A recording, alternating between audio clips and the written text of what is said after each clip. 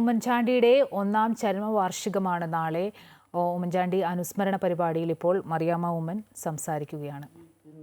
ഞങ്ങളിലൂടെ അത് അക്ഷരാർത്ഥത്തിൽ ഇന്നും പ്രായോഗികമായിട്ട് കൊണ്ടുവന്ന ഉമ്മൻചാണ്ടി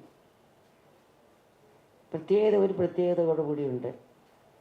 സ്നേഹത്തിൽ കണ്ണീരിൽ ചാലിച്ച ഒരു സ്നേഹമാണ്.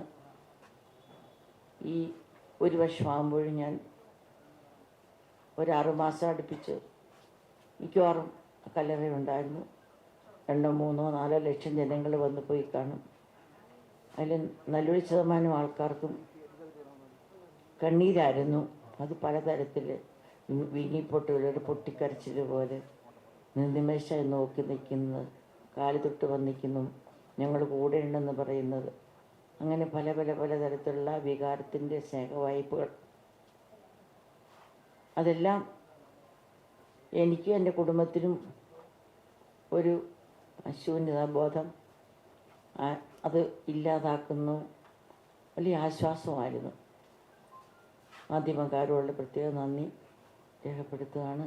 നിങ്ങൾ ഓരോരുത്തരുടെ ഫ്രണ്ട്സൊക്കെ വന്നിട്ടുണ്ട്, അവരോടും പ്രത്യേകിച്ചും ആദ്യം തമ്പുരാനോട്, തമ്മാനെ ഇവിടെ കാണുന്നുണ്ട്, പ്രിയപ്പെട്ട അനേകരെ കാണുന്നുണ്ട്.